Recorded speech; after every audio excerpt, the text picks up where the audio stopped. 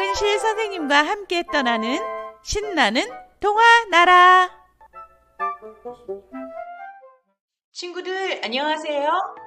재미있는 동화를 들려주는 시각장애인 박은실 선생님이에요. 오늘 준비한 동화는 훈맹정음 할아버지 박두성이에요. 친구들, 우리 한글 훈민정음은 누가 만들었는지 알고 있나요? 네, 맞아요. 세종대왕이 만들었어요. 그렇다면 앞을 볼 수 없는 사람들을 위해 훈맹정음이라는 점자를 만든 분이 있는데요. 바로 박두성 할아버지예요. 박두성 할아버지가 어떻게 점자를 만들고 또 훈맹정음은 무엇인지 오늘 선생님과 함께 알아볼까요? 그럼 이야기 속으로 출발! 강화도는 우리나라 서쪽에 있는 섬이에요. 그 강화도보다 더 서쪽에 자그마한 섬 교동도가 있어요. 나지막한 산과 바다로 둘러싸여서 아늑하고 조용해요. 작은 섬 교동도에 박두성이라는 남자아이가 살았어요. 박두성은 가난한 농부의 맏아들이었는데 틈나는 대로 부모님의 농사일을 도와드렸어요. 그러면서 서당에서 공부도 열심히 하는 착실한 아이였지요. 박두성은 커서 아이들을 가르치는 선생님이 되었어요. 처음엔 초등학교에서 아이들을 가르쳤어요. 그러다 앞을 볼 수 없는 아이들이 다니는 맹아학교로 옮기라는 명령을 받았어요. 그 아이들에게 무엇을 가르치고 무엇을 배우게 될까? 박두성은 걱정과 설렘으로 새로운 학교에 발을 내딛었어요. 이런 세상에! 처음 교실 문을 열고 들어섰을 때 박두성은 예상치 못한 모습에 깜짝 놀랐어요. 일본인 선생님은 말귀를 못 알아듣는다고 아이들을 혼내고 그 앞에서 아이들은 풀이 죽은 채 힘없이 앉아 있었거든요. 당시는 일본이 우리나라를 지배하던 시기였어요.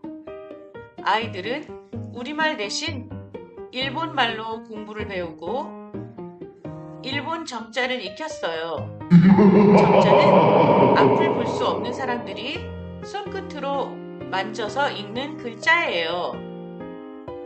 앞도 안 보이는 아이들이 일본말로 수업하고 일본 점자를 배운다는 것은 캄캄한 밤에 험한 산길을 오르는 것만큼 힘든 일이었어요.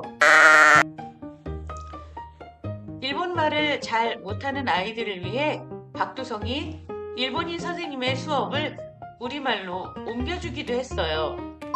하지만 앞을 볼 수 없는 아이들에게는 큰 도움이 되지 않았어요. 어떻게 하면 아이들에게 빛을 안겨줄까?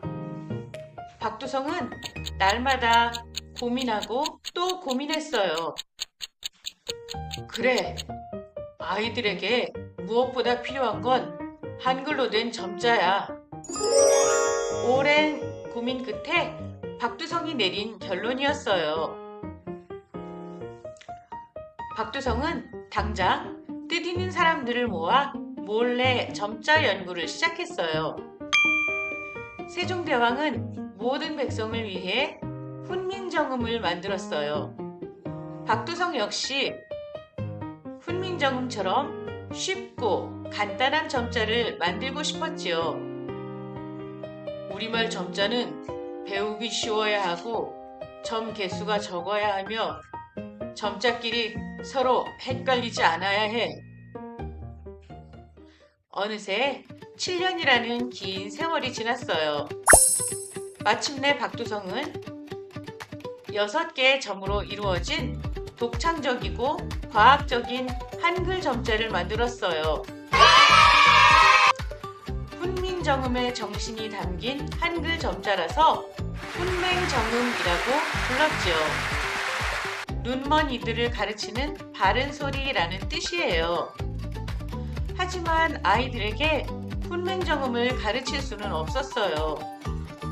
일본이 우리말과 글을 쓰지 못하게 감시했으니까요.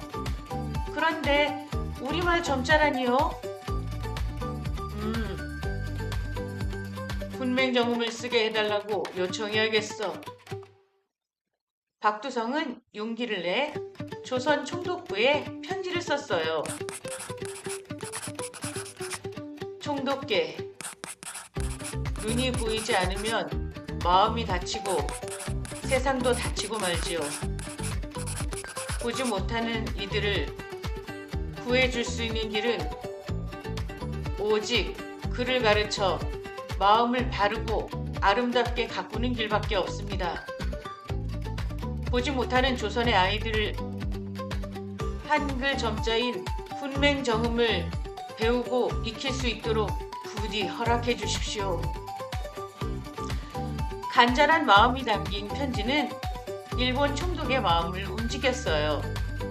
총독은 맹하학교에서 훈맹정음을 가르치도록 허락해 주었어요.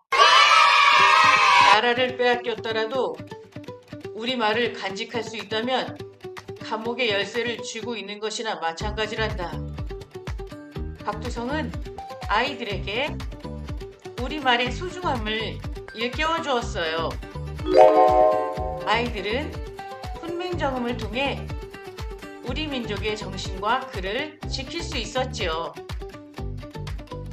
박두성은 아이들이 마음을 열고 배우는데 힘쓰도록 했어요. 또 누구나 지켜야 하는 생활 예절도 가르쳤지요. 보지 못하면 깨달음도 힘들 것이라 생각했지만 아이들은 6개의 점자를 읽으며 세상을 알아갔어요. 박두성은 할 일이 많아졌어요. 낮에는 학교에서 아이들을 가르치고 밤에는 아이들이 볼 점자책을 만들었거든요. 공부하는 책부터 소설책까지 훈맹정음으로 된 점자책을 만들고 또 만들었어요. 이렇게 한글을 점자로 옮기는 일을 점역이라고 해요. 이 일은 무려 10년이나 걸려서야 끝이 났어요. 세월이 흘러 할아버지가 된 박두성은 선생님을 그만두었어요. 박두성 할아버지는 자기 집 대청마루에 점자책을 꽂아두고 눈먼 사람들이 찾아와 볼 수 있게 했어요. 다 못 본 책은 집에 가지고 가서 읽으라고 빌려주었어요. 또 직접 오지 못하는 사람들에겐 책을 보자기로 싸서 보내주었지요. 오늘날에 택배로 책을 빌려주는 도서관과 같은 역할을 한 거예요. 박두성 할아버지의 노력으로 우리 땅 방방곡곡 어둠 속에 살던 사람들에게 빛이 찾아왔어요. 지금도 훈맹정음은 앞이 보이지 않아 소외된 사람들에게 새로운 세상을 열어주고 있어요. 박두성 할아버지는 돌아가시기 직전에도 점자책은 눕혀놓지 말고 세워서 꽂아두어라. 그래야 점자가 눌리지 않고 오래 볼 수 있다. 라는 말씀을 남기실 정도로 점자책 보급에 진심을 다하셨어요. 친구들, 이야기 재미있게 들었나요? 박두성 할아버지는 젊었을 때 아이들을 가르치는 선생님이 되었어요. 처음엔 초등학교에서 아이들을 가르치다가 앞을 볼 수 없는 아이들이 다니는 맹하학교에서 아이들을 가르치게 되었어요. 이때 아이들은 우리말 대신 일본 말로 공부하고 일본 점자를 익혀야 하는 어려운 상황이었어요. 이것을 안타깝게 생각하신 박두성 할아버지는 아이들에게 6점짜리 점자 훈맹정음이라는 점자를 만들어 주셨어요. 아이들은 훈맹정음을 통해 우리말의 소중함을 알게 되었어요. 그리고 한자 한자 점자를 읽으며 세상에 대해 조금씩 알아갔지요. 선생님도 이렇게 점자를 배우고 익혀서 여러분들에게 책을 읽어주고 있답니다. 점자는 시각장애인들에게 꼭 필요한 글자예요. 훈맹정음은 1926년 11월 4일에 반포되어서 시각장애인들은 이날을 기념일로 지키고 있어요. 올해는 훈맹정음이 만들어진 지 100주년이 되는 뜻깊은 해랍니다. 우리 친구들은 아마 점자를 많이 보았을 거예요. 점자를 볼 때마다 훈맹정음을 만들어주신 시각장애인의 세종대왕 박두성 할아버지를 생각해보는 건 어떨까요? 그럼 선생님은 다음에도 재미있는 이야기로 다시 돌아올게요. 친구들 안녕!